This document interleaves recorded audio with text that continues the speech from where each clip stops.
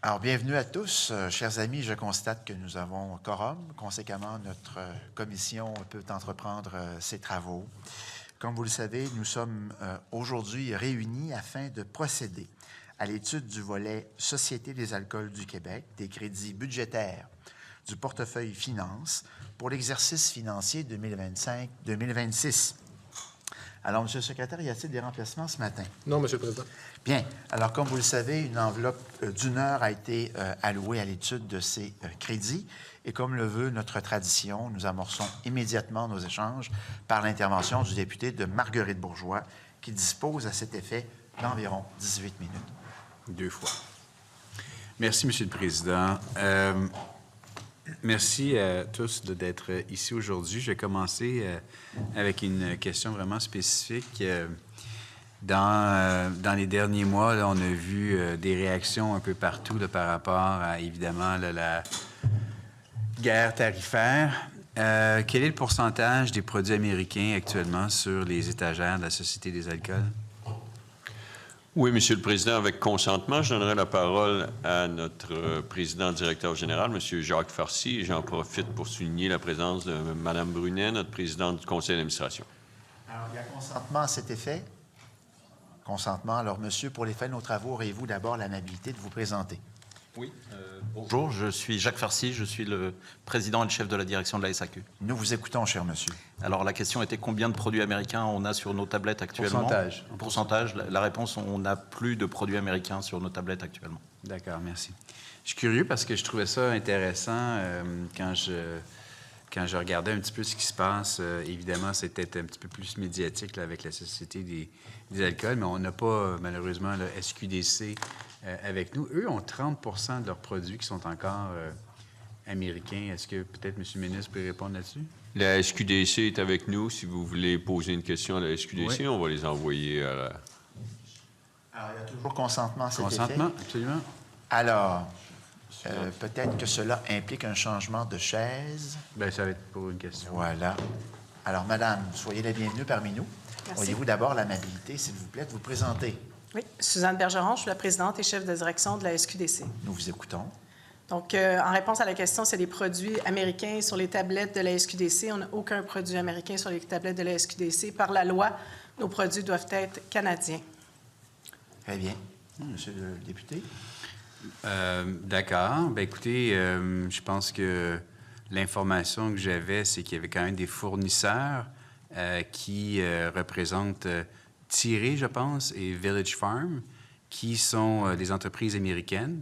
Donc, si je ne m'abuse, c'est ça des produits qui sont sur les étagères de la SQDC? C'est l'actionnariat des compagnies peuvent avoir des Américains, mais les produits doivent être produits cultivés au Canada par des compagnies canadiennes. Donc, tous les produits qui sont sur les étagères sont de source canadienne? Exactement. OK. Bien, merci beaucoup. Pour ce qui est de la Société des alcools, les opérations et les volumes en tant que tels ont-ils été modifiés un peu cette année par rapport à l'année passée? Est-ce qu'il y a eu continuité de la baisse des volumes cette année?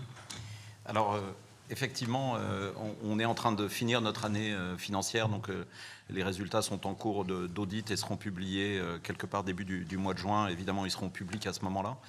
Mais ce qu'on constate, c'est effectivement un recul des volumes, toujours à la SAQ, de l'ordre d'à peu près 1% en litrage dans l'année qu'on vient de finir. Donc, quand on regarde ça, évidemment, c'est... vous compensez ce manque de vente par une augmentation de la marge un peu, j'imagine? Ou comment vous avez fait pour compenser? Alors en fait, les volumes sont en baisse et donc conséquemment l'activité de la SAQ est légèrement en baisse. Ce sur quoi on a beaucoup travaillé l'année dernière, c'est sur notre efficacité opérationnelle, notre productivité, de manière à s'assurer de protéger au maximum la contribution qu'on amène pour le Québec.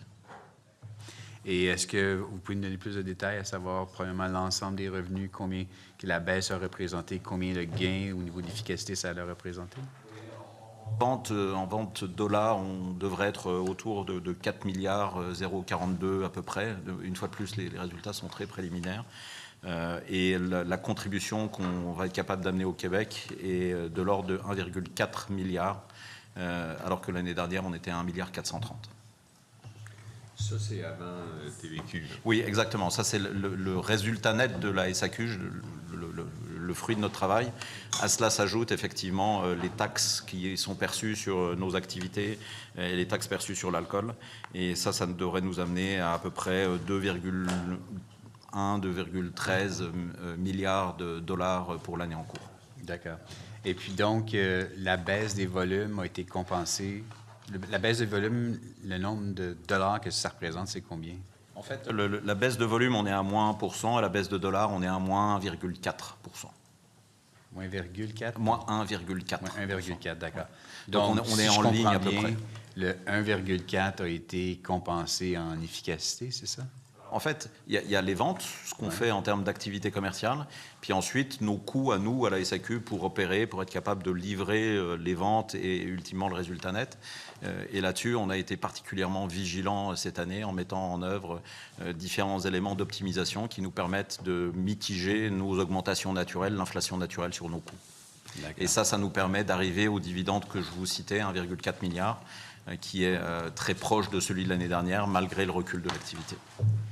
Est-ce qu'il y a eu des employés, y a-t-il des embauches additionnelles qui se sont faites à la Société des alcools cette année? Non, le nombre d'employés est en très léger recul. Okay. On va être un tout petit peu moins de 7000 employés. On était un tout petit peu plus de 7000 l'année dernière. Okay, puis quelle est la proportion de ces employés qui travaillent donc en succursale? Alors, on a à peu près 5000 employés qui travaillent en succursale, mais on s'entend que dans nos succursales, on a beaucoup de nos collègues qui sont là à temps partiel.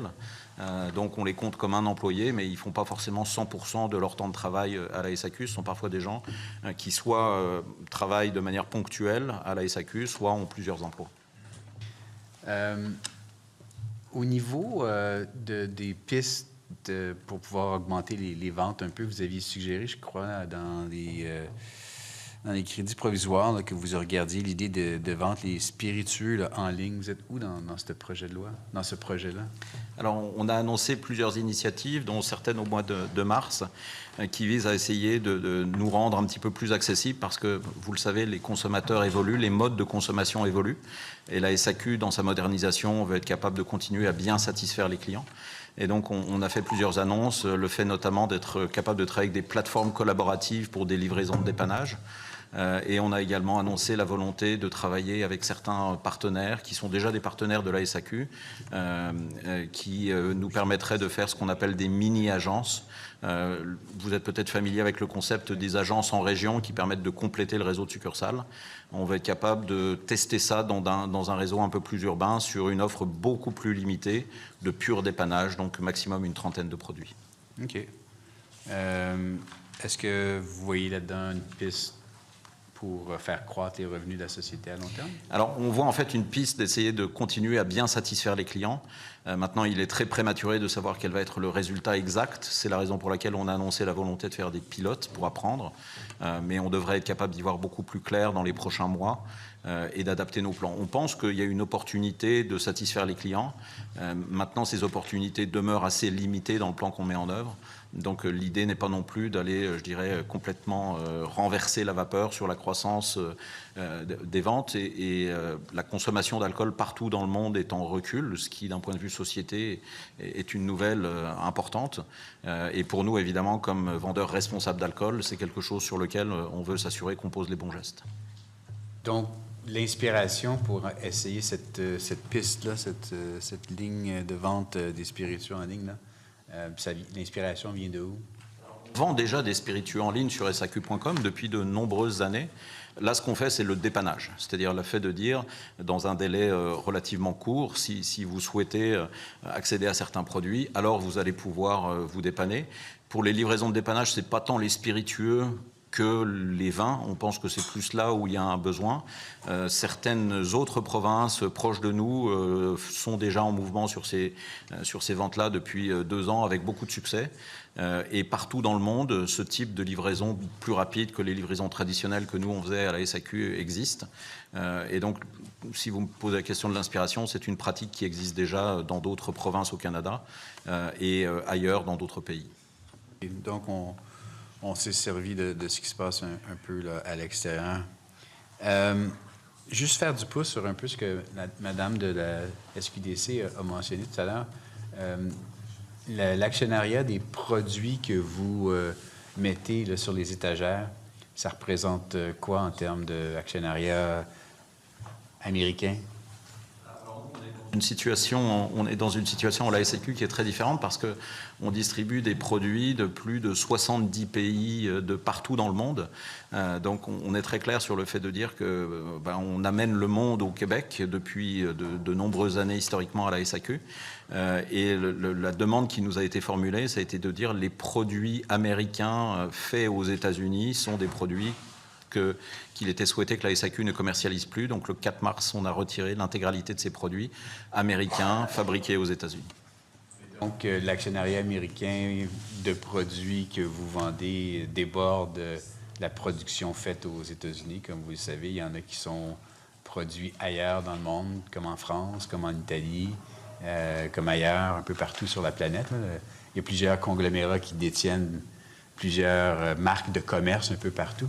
Est-ce que ça, vous avez fait un inventaire de l'actionnariat, comme la dame de la SQDC semble être précise, à savoir, il y a 30 % de l'actionnariat, grosso modo, qui est américain, mais il n'y a aucun produit américain sur les étagères de la SQDC.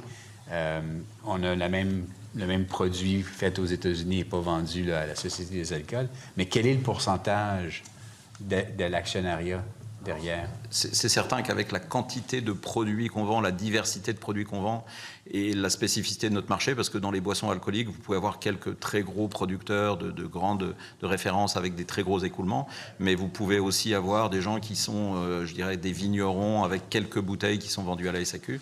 Donc nous, on ne suit pas l'actionnariat de 100% des sociétés qui nous proposent des produits, on suit l'origine des produits, c'est-à-dire à quel endroit les produits sont élaborés, et les produits qui ont été faits aux États-Unis sont retirés des tablettes depuis le 4 mars. Oui, je comprends. Le concept dans la guerre tarifaire, par exemple, c'est quand même de pouvoir s'assurer qu'on ne fait pas une passe à la palette là, à l'actionnariat américain, un peu d'une certaine façon.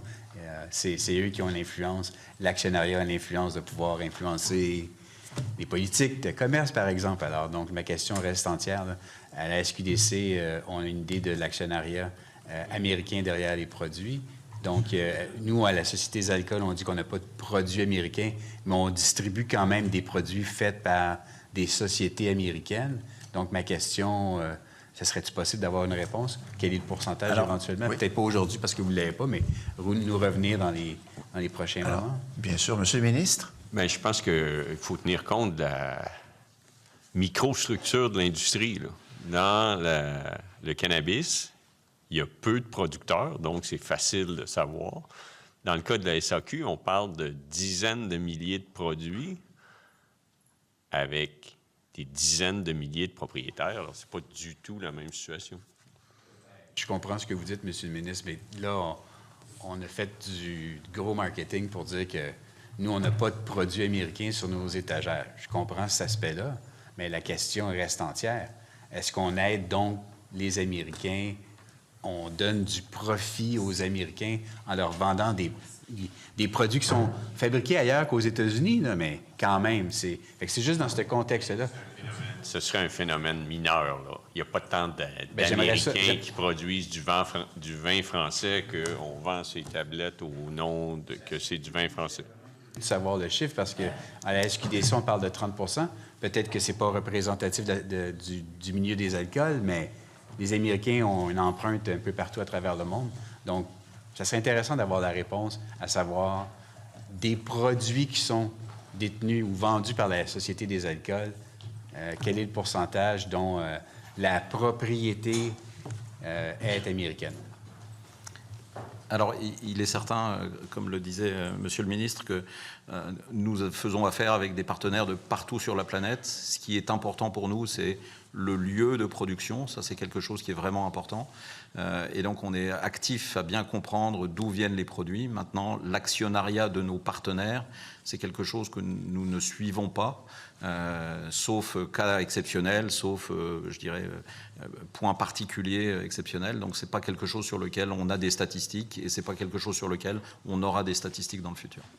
Bien, en tout cas, je trouve ça intéressant parce que, tu sais, moi, je me dis, quand on gère, on devrait être capable d'avoir une idée qui sont nos fournisseurs.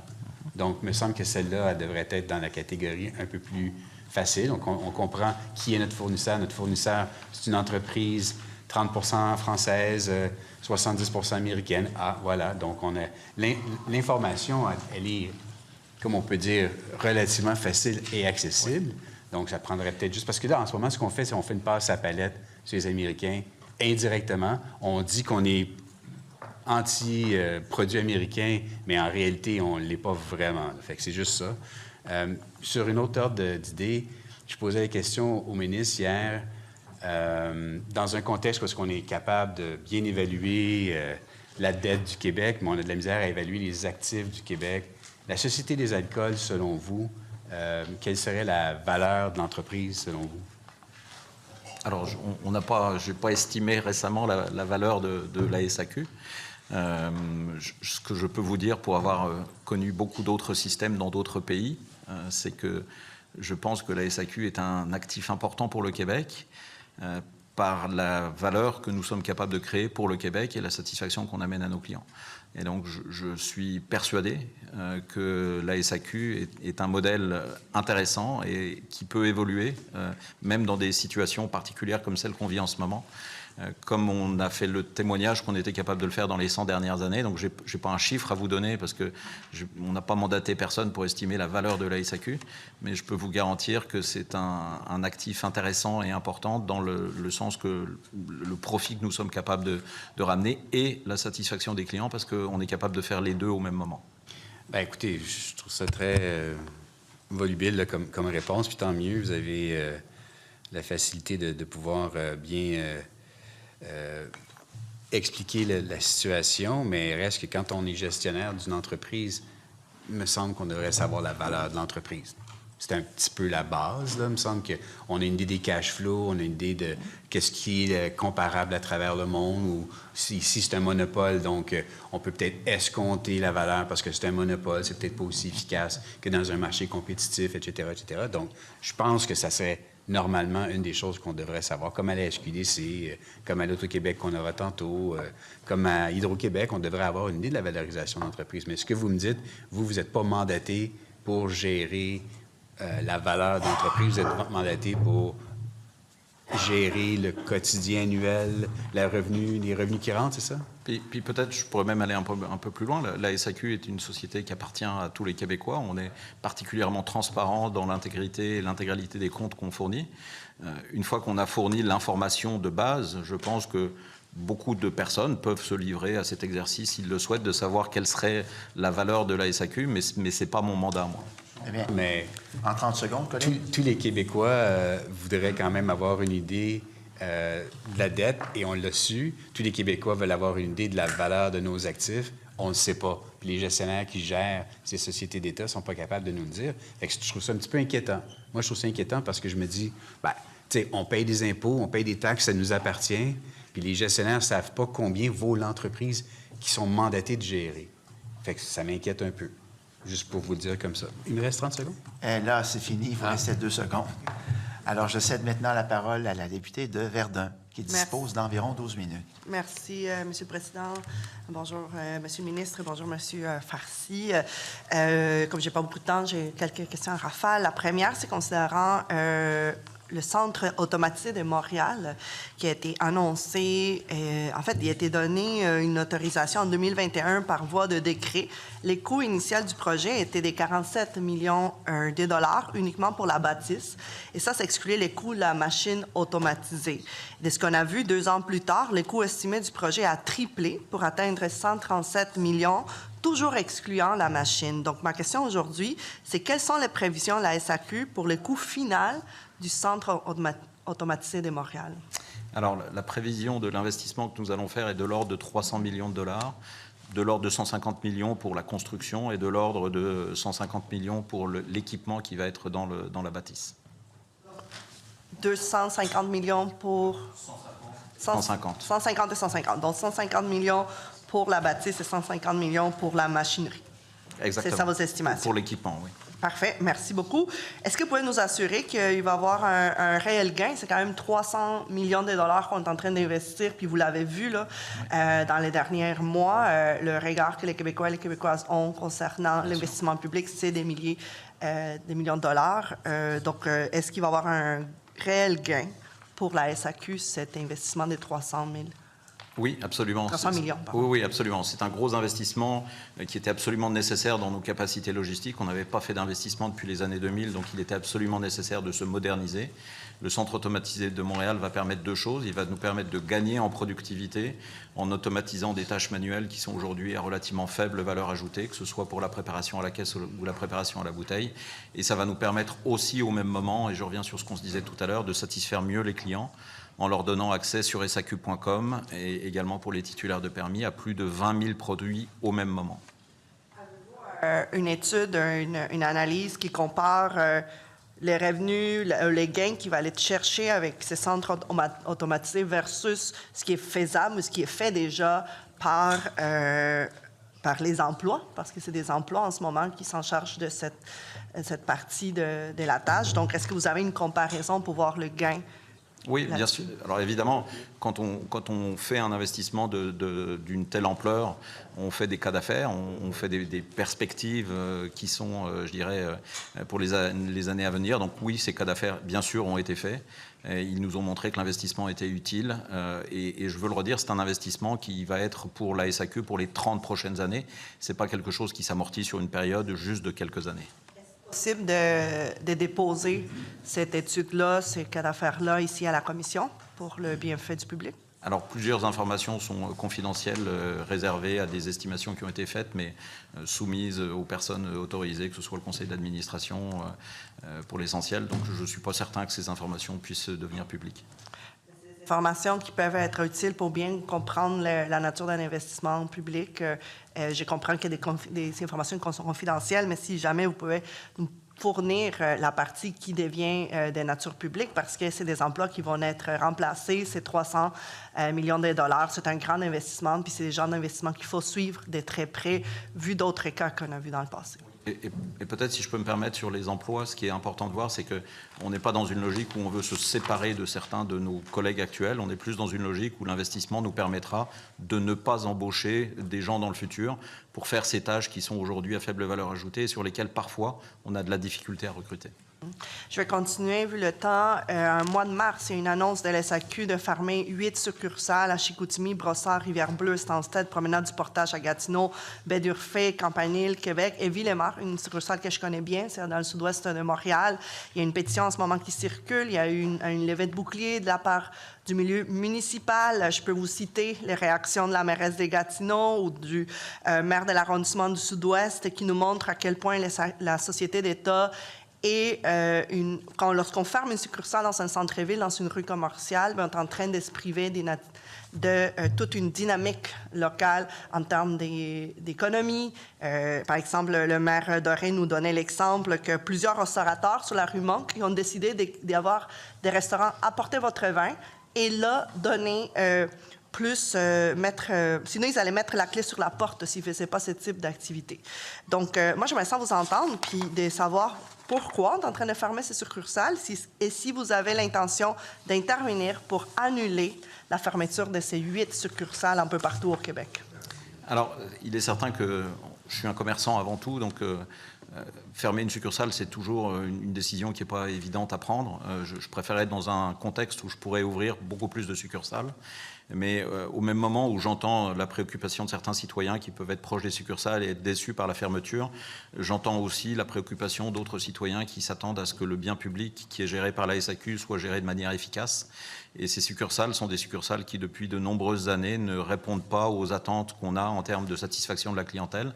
Et d'une certaine manière, beaucoup des clients nous ont déjà témoigné, de par leur comportement d'achat, que ce n'était plus des lieux où ils venaient faire activement leurs achats à la SAQ. Donc on constate ce point-là, on s'adapte dans un monde où, on l'a redit en début de cette discussion, la croissance des volumes n'est plus au rendez-vous, on est dans une décroissance des volumes, donc je pense qu'il est responsable de s'adapter tout en s'assurant qu'on est mesuré dans nos gestes.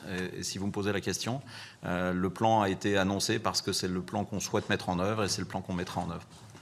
Alors, de ce que je comprends, c'est que ces succursales-là ne sont pas jugées rentables. Pourtant, celles des villes et maires manquent, là. Je veux dire, ceux qui vont à cette SAQ-là savent que c'est le cœur de la rue Monk. C'est là où tout se passe. C'est vraiment ça qui attire les gens pour pouvoir par la suite aller dans les différents restaurants ou cafés. Est-ce que vous avez, encore une fois, vous pouvez nous déposer des informations qui montrent cette perte de rentabilité, parce que c'est pas seulement la rentabilité d'une succursale, mais c'est toute la dynamique autour avec les commerçants locaux qui affectent, pas seulement Monk, mais j'ai parlé de Gatineau, j'ai parlé de Stansted. C'est pas juste des citoyens qui ont levé le bouclier, ce sont des maires et mairesses qui se préoccupent du dynamisme local et économique. Effectivement, on a beaucoup d'informations. Ces informations-là ne sont pas publiques parce qu'elles sont confidentielles, mais on est capable de savoir non seulement le volume de vente, mais aussi d'où viennent les clients grâce au programme de données et de reconnaissance de clients Inspire. Et les succursales que vous citez sont des succursales dans lesquelles les clients ne choisissent pas ces succursales-là comme succursales de destination. Donc ça, ce sont évidemment des faits qui existent, auxquels on se conforme. Mais je veux aussi le redire parce qu'on parle des fermetures de succursales, mais on a aussi décidé d'ouvrir une succursale dans la ville de Sherbrooke, dans un quartier dans lequel on pense qu'il y a un potentiel. Donc notre travail à nous, c'est de s'assurer d'avoir le bon réseau pour satisfaire les clients et de s'assurer quand les populations se déplacent ou les choix évoluent, de s'adapter. Et on l'a vu avec la pandémie, les choix ont beaucoup évolué. Madame? Sur une idée pour faire suite à ces idées-là, on a parlé tout à l'heure des annonces de l'ouverture de 134 agences privées pour la prochaine année, tout en fermant 8 succursales. Donc, on voit vraiment un changement en termes de vous l'avez dit, là, du dépannage. Ceci dit, on n'a jusqu'à aujourd'hui pas d'idée d'endroit où la SAQ prévoit d'ouvrir ces agences en milieu urbain. Est-ce que la SAQ peut nous dire, parce que vous pouvez nous le dire aujourd'hui, à qui? Est-ce que la SAQ prévoit octroyer les contrats à des bannières? Est-ce qu'on parle des commerces indépendants? Est-ce qu'on parle des dépanneurs? Quelle est la vision là-dessus? Alors effectivement, on a annoncé qu'on commencerait par 6 mini-agences urbaines. Pour le moment, pour le démarrage, on les veut proches de Montréal parce que nous, on veut être capable d'aller voir comment les choses se passent en étant proche du bureau chef de la SAQ. Vous citez plusieurs cas de figure. On souhaite que dans les 6, on puisse avoir chacun de ces cas de figure pour voir et apprendre de ces pilotes. Une fois qu'on aura appris des pilotes, on va être capable d'affiner ce qui nous paraît remplir les objectifs à la fois de satisfaction client et de vente responsable. Et à partir de ce moment-là, on procédera par appel d'offres pour l'extension au-delà des 6 premières. Et ces 6 premières-là, avez-vous déjà une date pour l'ouverture? Parce qu'il y a beaucoup d'effets, là. Ces changements, c'est pas petit, là. On glisse, puis les travailleurs de la SAQ nous le disent, d'autres acteurs sociaux nous le disent à quel point ça glisse vers la privatisation. C'est plus une succursale, ça va être à l'intérieur d'une autre bannière et ça privatise peu à peu l'offre des alcools au Québec. Alors, la date, on espère que quelque part d'ici fin juin, on puisse être en opération dans quelques-unes de ces 6. Par rapport à la privatisation de la SAQ que vous dites, on voit les choses de manière totalement différente. On exerce notre plein pouvoir. C'est nous, la SAQ, qui choisissons à quel endroit on pense qu'on a ce potentiel de marché. C'est nous qui choisissons les conditions dans lesquelles on va opérer. C'est nous qui choisissons les produits qui vont être mis à disposition. Donc, on est bien loin d'une conception d'une privatisation de la SAQ. Est-ce que, concernant les mini-agences, est-ce que soit la SAQ ou le ministère des Finances ont évalué les coûts et l'impact sur la santé publique de la prolifération de points de vente de spiritueux en milieu urbain? Est-ce qu'on a une étude là-dessus? Alors aujourd'hui, en fait, ces points de vente vendent déjà de l'alcool. C'est de l'alcool qui ne passe pas par la SAQ. Donc il n'y a pas de consommation additionnelle qui est prévue. C'est plus un transfert de consommation, c'est-à-dire qu'on soit capable de s'assurer qu'au lieu d'acheter des produits qui aujourd'hui sont vendus par d'autres canaux et qui échappent à la SAQ, que ce soit un transfert de la part de marché d'autres acteurs vers la SAQ. Donc, et c'est ce que la SAQ était capable de faire historiquement depuis de nombreuses années. Quand on avait de la croissance des ventes, les Québécois ne buvaient pas plus. C'était un transfert d'une part de marché de boissons alcooliques qui n'était pas la SAQ vers celle de la SAQ. Vous parlez des transferts. Ceci dit, la SAQ vend des produits qu'un dépanneur ne vend pas. Il y a d'autres types de spiritueux, d'autres types d'alcool qui ne sont pas vendus. Avec l'arrivée de ces mini-agences, il va y avoir une nouveauté des produits. Est-ce qu'il y a une étude qui évalue les coûts en termes de santé publique, de proliférer ces points de vente en introduisant ces nouveaux produits-là? Alors, je le redis, les points de vente dans lesquels on va être présent vendent déjà de l'alcool. Donc l'alcool est déjà disponible dans ces points de vente-là, indépendamment que la SAQ soit présente ou non avec des mini-agences. Donc l'impact sur la santé publique, pour nous, est mesuré en étant très faible. Le point sur lequel on va être très... Oui. Je veux dire, à partir du moment où ces points de vente vendent déjà de l'alcool, on n'est pas dans une logique où on augmente le nombre de points de vente avec de l'alcool. Ces points de vente vendent déjà de l'alcool. Ce sur quoi nous, on va être très actifs. S'il vous plaît, auriez-vous une dernière question, chers collègues? Non, mais je voulais aller sur un autre thème parce que quand même, c'est pas seulement un transfert, il y a un désir de oser la consommation vu qu'il y a une baisse. Les SAQ a même dit, là, on doit hausser nos dividendes en accaparant la part des marchés aux dépanneurs et en faisant la promotion auprès des générations Z et les communautés culturelles. Donc, on voit là quand même un désir de croissement et une étude qui est nécessaire de la part de la santé publique. Alors, merci à vous, Madame la députée Verdun. Sur ce, j'ai cru comprendre qu'il y avait eu consentement afin que notre collègue de Jean Talon puisse remplacer ce matin le député de Camille Lorrain. Il y a consentement?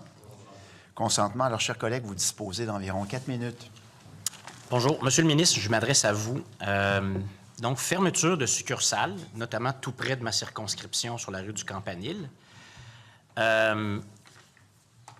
Et on a maintenant des ententes avec des détaillants du secteur privé pour ouvrir des micro-points de vente. On en prévoit peut-être jusqu'à 100. Vous avez dit ici, en étude de crédit, en mai 2023, que vous n'aviez pas l'intention de modifier le monopole de la Société des alcools. Fermeture de succursales opérée 100 % par la SAC, remplacement par des ententes avec des acteurs privés pour des points de vente opérés par des acteurs privés.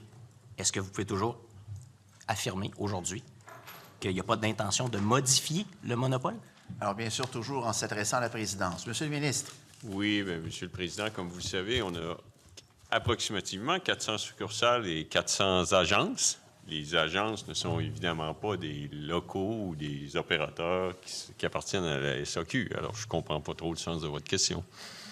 Fermeture d'agences de la SAC, notamment dans les régions du Québec, remplacement par des ententes avec des détaillants du secteur privé pour l'opération de micro-points de vente. Moins du monopole, plus de secteur privé. Est-ce que vous pouvez encore vraiment dire la même chose? Ou ne convenez-vous pas qu'il y a une modification du monopole de la SAC qui est en train de s'opérer sous nos yeux?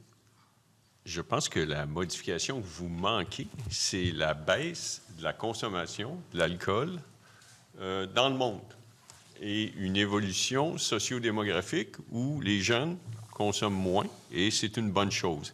Et lorsque les baux de succursales viennent à expiration, bien, c'est de la saine gestion de se demander si on doit renouveler le bail et maintenir la succursale. Et lorsque les succursales n'ont pas de volume de vente qui justifie leur existence, bien, on doit redéployer l'offre vers là où est la clientèle.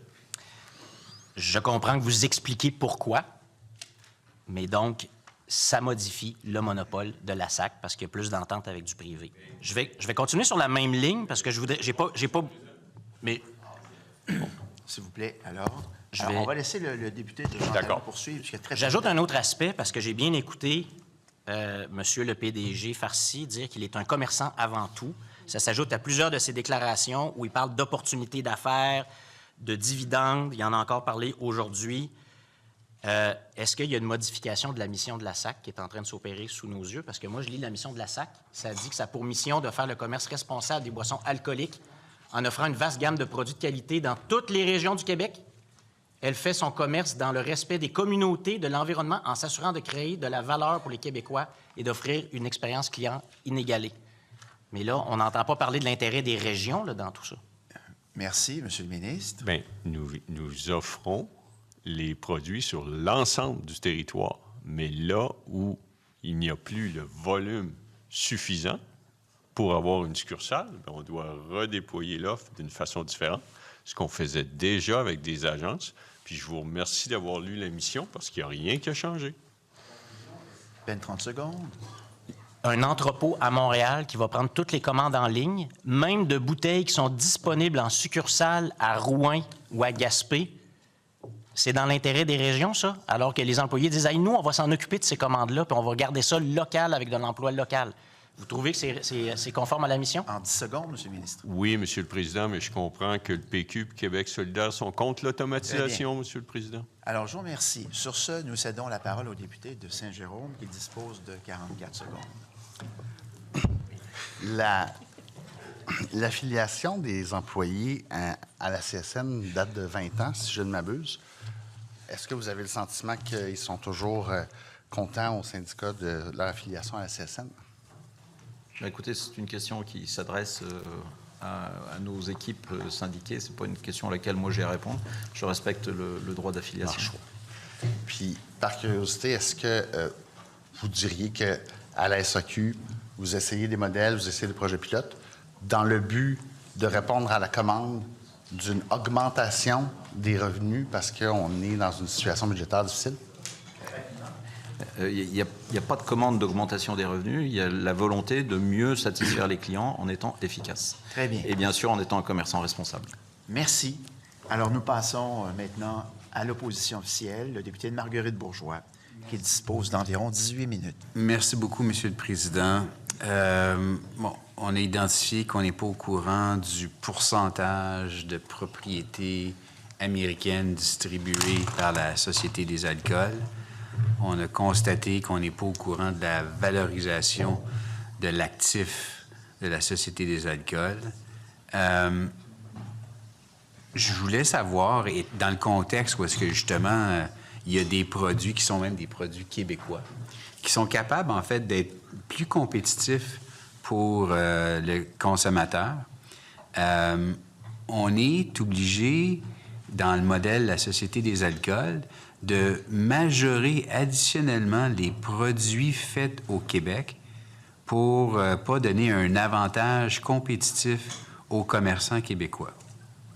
Donc, moi, ma question revient, puis vous comprendrez, là, je mets des dentiers de quelqu'un qui fait du commerce dans une ancienne vie, là, je regarde ça, je me dis, pourquoi est-ce qu'on subventionne, donc indirectement, encore une fois, les importations au détriment de nos propres producteurs? Alors, je crois qu'il y a une incompréhension de certains éléments, puis vous me donnez l'opportunité, de manière sommaire, synthétique, de résumer certains points. On a eu un changement dans la législation qui amène en fait ce qu'on appelle la responsabilité élargie des producteurs. C'est un règlement qui s'applique à tous les acteurs québécois. C'est pas la SAQ qui décide de ce règlement. Et les frais de collecte sélective, EEQ, aujourd'hui sont, je dirais, attribués aux producteurs. La SAQ est considérée comme un producteur, même si nous ne produisons pas de produits. Au terme du règlement, on est considéré comme un producteur pour les produits qu'on importe. Mais pour les produits québécois, les producteurs québécois sont soumis à ce règlement, indépendamment du choix de la SAQ. Ce sur quoi il y a eu questionnement il y a peu de temps, c'est que chacun des producteurs, que ce soit la SAQ pour les produits importés ou les producteurs locaux, ont ensuite un choix à faire de savoir ce coût qui revient pour eux, comment ils veulent le gérer. Nous, la SAQ, on a fait le choix de dire ce coût-là, on ne veut pas l'assumer pour nous, donc on le remet dans nos prix de vente sans le majorer. Donc il vient dans le prix de vente après la majoration.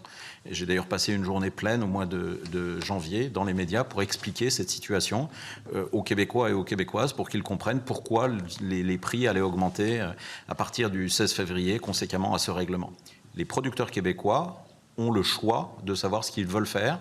Certains ont choisi de le remettre dans leur coûtant, d'autres ont choisi d'améliorer leur productivité et de ne pas remettre ce prix dans le coûtant. Et donc pour les producteurs québécois, ce qui s'est passé, c'est que nous, on a enlevé les frais de EQ parce que c'est plus nous qui les assumons. Donc les producteurs québécois, pour certains, ont eu un avantage s'ils n'ont pas décidé de le remettre dans leur coûtant. D'autres ont décidé de le remettre dans leur coûtant. Et donc nous, ce qu'on majore à la SAQ, ce sont des coûtants. Ce n'est pas les frais de EQ. Mais OK, donc si je comprends bien, là, vous dites que il n'y a pas une majoration additionnelle qui est faite à des producteurs québécois, de produits québécois. Non, les producteurs québécois ont le choix de savoir comment ils souhaitent gérer la contribution qu'ils doivent reverser à EQ. Et d'ailleurs, c'est eux qui connaissent la contribution parce que cette contribution s'applique sur tous les produits qu'ils vendent, ceux à la SAQ comme ceux qui peuvent vendre en direct à la propriété ou vendre aux épiciers sans que ça passe par la SAQ. Intéressant. Je vais vous revenir là-dessus. Mais l'Association québécoise de récupération des contenants de boissons, là, Oui. à laquelle vous faites référence, vous faites partie, en fait, de cette association, n'est-ce pas? Alors effectivement, on contribue au système de la consigne au travers de l'AQRCB que vous citez. Exact. Et donc, dans le principe là, que vous avez énoncé là, tout à l'heure et qu'on a répété, je pense, avec le PQ, là, que la satisfaction ou l'expérience client, comme vous disiez, là, c'est la chose numéro 1 là, pour la Société des alcools. Comment se fait-il que via la AQRCB, l'Association québécoise de récupération de contenants de boissons, il y a eu ça a été repoussé encore, la consigne pour les bouteilles de vin.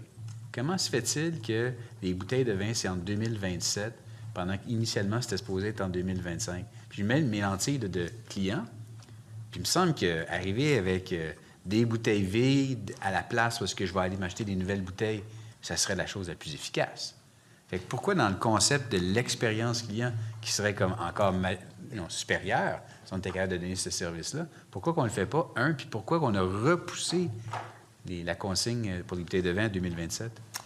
Alors, la consigne qui se met au Québec, c'est un changement important pour tout le Québec. Ce n'est pas la consigne de la SAQ, c'est la consigne de nombreuses matières, le verre, le plastique, le carton multicouche, l'aluminium, le métal, qui sont déjà aujourd'hui en activité. Et je crois que ça a d'ailleurs été dit publiquement, pas par nous, mais par d'autres, qu'en fait, quand on lance ce système, on veut s'assurer d'avoir les conditions optimales pour que ça fonctionne. Et donc, le choix a été fait effectivement de repousser 2 matières, le carton multicouche et le verre, en 2027. Le temps de se donner la possibilité d'être équipé, que les lieux de retour de ces produits consignés soient équipés avec des machines qui soient capables de gérer ces 2 matières-là qui sont très nouvelles. Mais on a mis au 1er mars les contenants de plastique. Nous, la SAQ, on vend quelques produits, notamment des produits de spiritueux dans des formats plastiques qui ont été consignés depuis le 1er mars. Est-ce que vous ne trouvez pas que ce serait plus efficace pour l'expérience client, en fait, parce que les bouteilles de vin, c'est quand même unique à la SAQ. Donc, on arriverait à la SAQ avec nos bouteilles vides, par exemple, on pourrait les redonner en même temps qu'on va acheter des nouvelles bouteilles. Il me semble que ça serait, au niveau de l'expérience client... Le choix qui a été fait au Québec, et un choix qui a été fait après étude, c'est de dire ce que les Québécois attendent, c'est d'être capable de ramener tous leurs contenants consignés au même endroit et pas de commencer à se dire je vais ramener mon verre à la SAQ, puis je vais ramener mon plastique ailleurs et puis mon aluminium à un 3e lieu. Donc c'est le système, je dirais, fédératif dans lequel on s'est inscrit, de manière à s'assurer que le citoyen québécois puisse ramener toutes ces matières au même endroit. Oui, je comprends. Mais vous dites un peu une chose et l'inverse, dans le sens que du point de vue du client, c'est certain que, aller porter tout ça dans un sac, c'est peut-être plus facile dans cet aspect-là, mais il y a à faire le transport anyways par la suite pour se rendre à la Société des alcools, aller acheter des bouteilles de vin, par exemple. Donc, c'est comme dans tous les autres commerces de détail où il va faire son magasinage, oui. Oui. Mais... Dans votre modèle, on arriverait avec nos cartons de lait à SAQ, là. Non, c'est pas ça que je dis. Moi, je parle des bouteilles de vin, là, puis spécifiquement juste les bouteilles de vin. Là. Non, mais là, avec consigne-action, c'est l'ensemble des produits. J'ai parlé, moi, spécifiquement des bouteilles de vin avec le monsieur. Mais en tout cas, ceci étant dit, l'expérience client, si on continue à garder la thématique de l'expérience client, qu'en est-il des caisses automatiques maintenant dans la Société des alcools? Alors aujourd'hui, quand on fait les études préliminaires sur ce système, on ne voit pas de bénéfice majeur pour la SAQ. Pour plusieurs raisons. La première, c'est qu'on a des transactions avec un nombre assez limité de produits. On n'est pas comme en épicerie où le panier peut être, je dirais, avec un très grand nombre de produits. La deuxième chose, c'est qu'on se doit, nous, d'appliquer l'éthique de vente, c'est-à-dire de vérifier que les clients qui achètent sont bien capables d'acheter, notamment majeurs et pas intoxiqués. Donc, quoi qu'il arrive, il faut qu'on soit proche, qu'une personne physique, humaine, soit proche de chacune des transactions. Et donc, c'est un système qu'on regarde de manière très régulière, mais pour le moment, le cas d'affaires n'est pas avéré d'amener un vrai bénéfice pour la SAQ et pour les consommateurs. Et d'ailleurs, je note que plusieurs commerces de détail commencent à se poser la question, peut-être d'aller un petit peu moins vite sur le déploiement des caisses automatisées. Donc, c'est quelque chose qu'on regarde toujours avec beaucoup d'intérêt. C'est vrai pour les caisses automatiques, c'est vrai aussi pour l'affichage automatique des prix qui existe chez d'autres détaillants. On regarde et on se pose la question de manière régulière, mais aujourd'hui, on n'a pas de business case sur ce point. Les caisses automatiques sont effectivement plus complexes quand tu as une multitude de formats, puis de produits, puis qu'il n'y a pas de code barre, puis tatati, puis tatata. Tout ça, je le comprends. Mais à la Société des alcools, s'il n'y a pas une commodité dans le monde des commodités, ça, c'en est une. On a des codes barres facilement, le scannage se fait. Vous voulez avoir 4 employés aux caisses parce que vous voulez vérifier l'âge des gens? Vous pourrez avoir une personne à la réception quand la porte s'ouvre, bonjour. Ah, t'as pas 18 ans, toi, oui, dehors. Il me semble que c'est pas compliqué, là, ça. Là. Fait que pour vérifier l'âge, je comprends ce que vous dites, là. Mais ça prend pas 4 personnes dans 4 caisses différentes pour en arriver à vérifier l'âge des clients, un. Puis deuxièmement, vous êtes dans une entreprise que les revenus sont en baisse.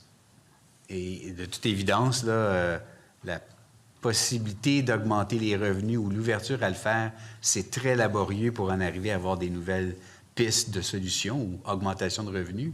Donc, la seule voie qui s'offre vraiment pour l'efficacité, vous en parliez tout à l'heure, c'est la réduction des coûts.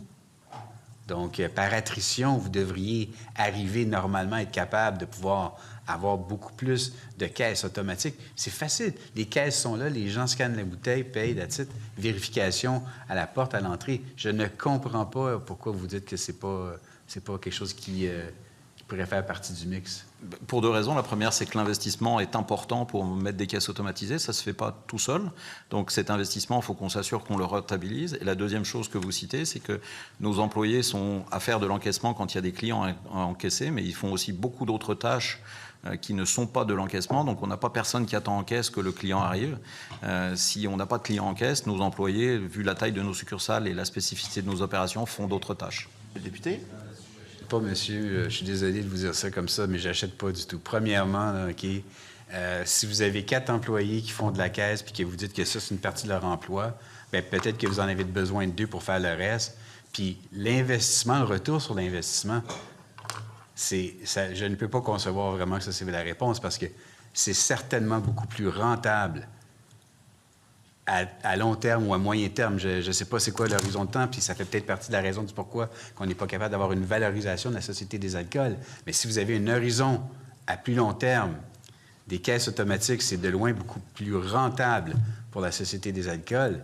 C'est inconcevable de nous dire ça. Je ne le comprends pas. Il y a ça, puis si vous avez besoin d'employés pour faire d'étiquetage dans les magasins ou placer des bouteilles ou peu importe, soit ça, je le comprends, là. Mais moi, à toutes les sociétés d'alcool où est-ce que je vais, là, il y a 2-3 personnes aux caisses, puis il y a 2-3 personnes qui se promènent dans les magasins à répondre aux clients.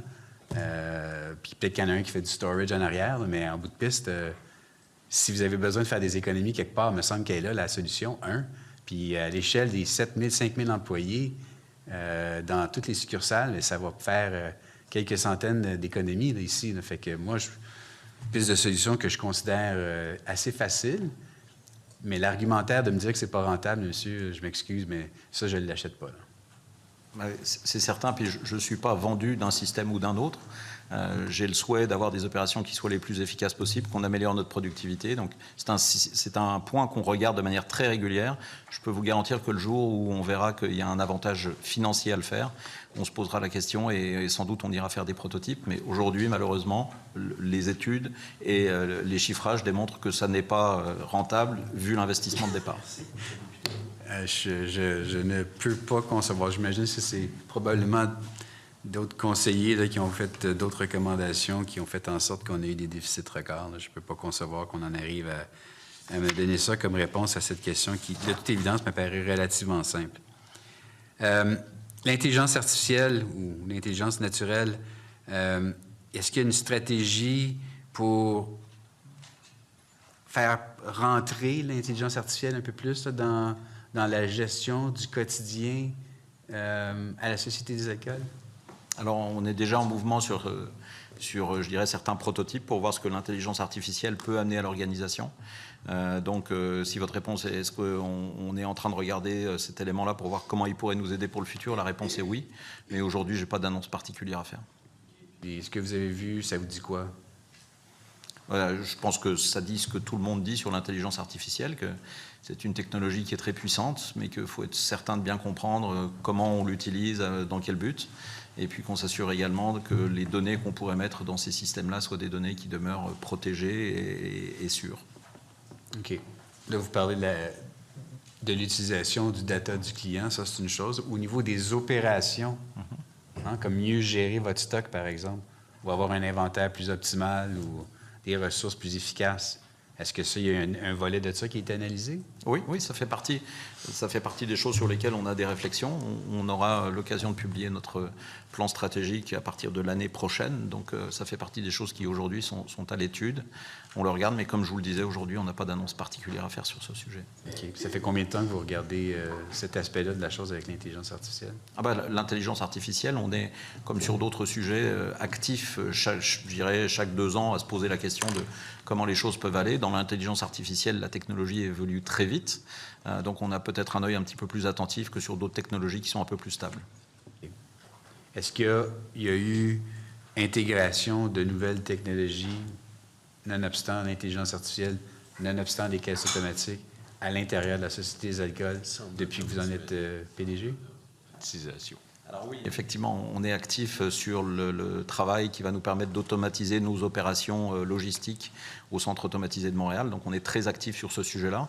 On a construit le bâtiment qui maintenant, je dirais, est quasiment sorti de terre à Montréal, et on va continuer à travailler sur la machine à l'intérieur du bâtiment qui va nous permettre d'automatiser le centre de distribution, une partie du centre de distribution à Montréal, et on modernise nos systèmes informatiques de manière régulière.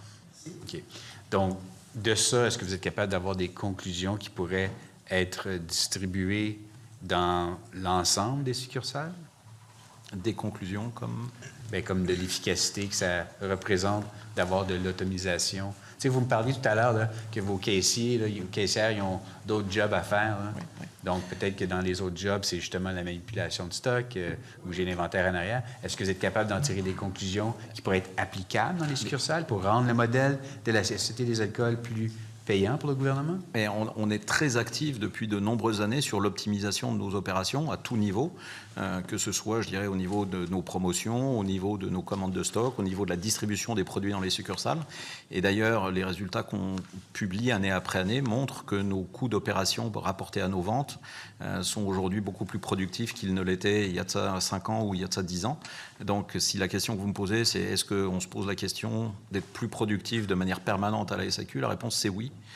Et on utilise la technologie de manière systématique quand c'est possible. Avec le plan de match que vous semblez sous-entendre avec l'intelligence artificielle, est-ce que vous avez comme une échéance à laquelle vous tenez à nous dire que vous allez être capable de déposer un rapport pour dire voici notre plan de match? Est-ce que vous allez être capable de...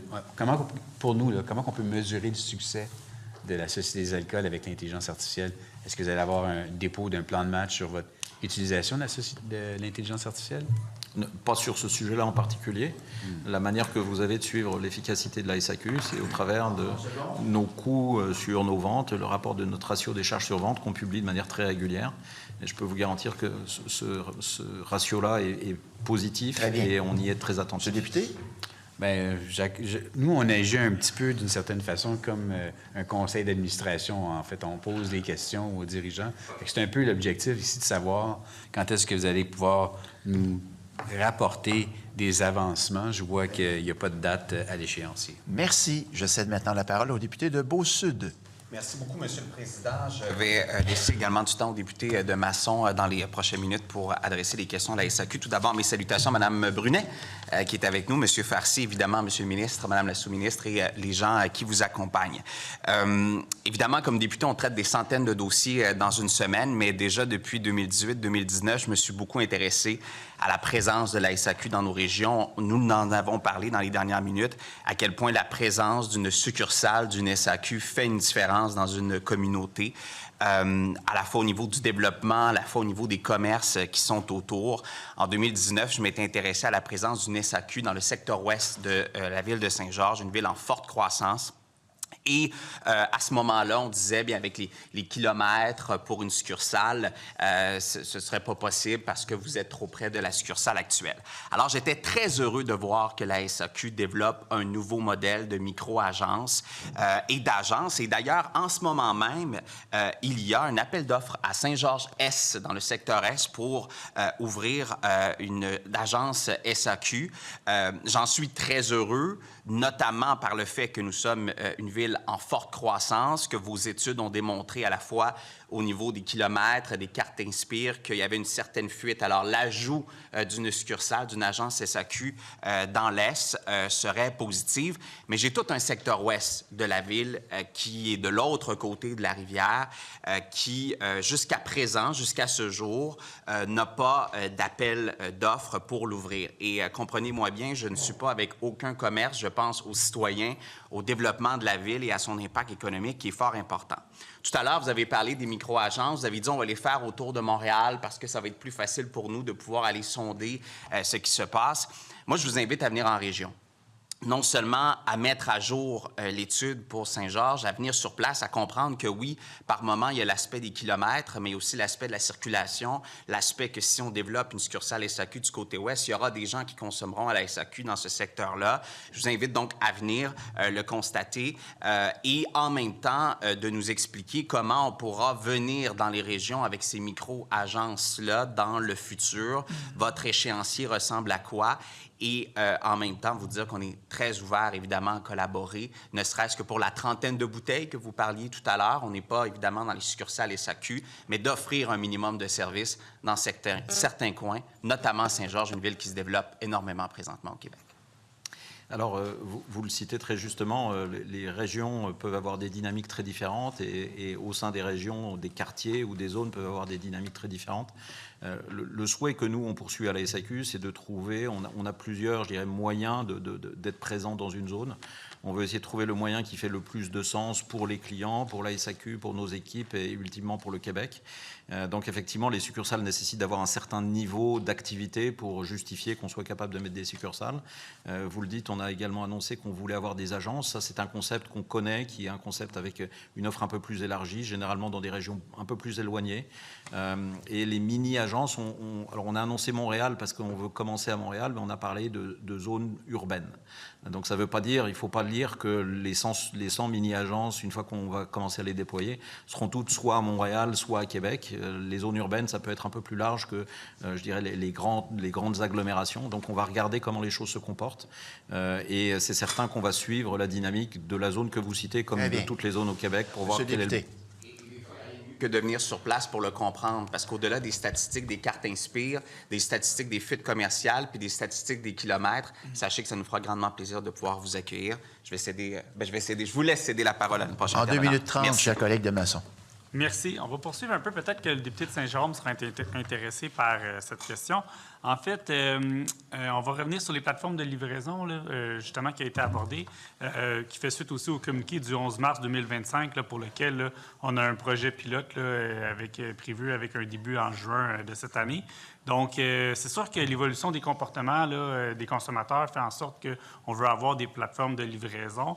Alors, peut-être nous en parler davantage, savoir c'est quoi les motivations principales derrière la décision d'offrir la livraison par l'entremise de plateformes. Quels sont les objectifs poursuivis avec ce projet pilote? Alors effectivement, on constate que les habitudes d'achat des Québécois et des Québécoises évoluent beaucoup.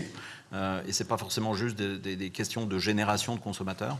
Les plateformes collaboratives, c'est la capacité en fait à accéder à plusieurs types de produits assez différents, avec une très grande commodité dans une logique de dépannage, c'est-à-dire de rapidité de livraison.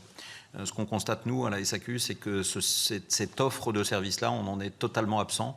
et que nos clients souhaiteraient pouvoir y avoir accès. Et donc, c'est la raison pour laquelle on est dans cette logique d'avoir des plateformes collaboratives qui permettent de mettre des produits de la SAQ en avant pour le choix des consommateurs. Alors, évidemment, ça ne remplacera jamais ce qu'une succursale est capable de faire en termes de service et en termes de choix.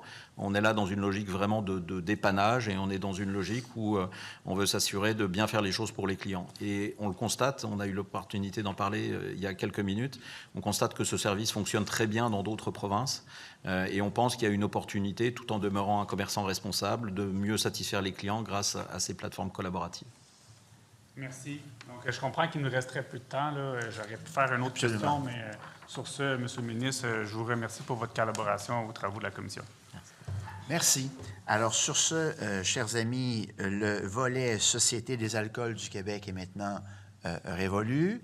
Je dépose les demandes de renseignements formulées par l'opposition et compte tenu de l'heure, nous allons suspendre momentanément nos travaux afin de faire place à nos prochains invités. Merci pour votre précieuse collaboration.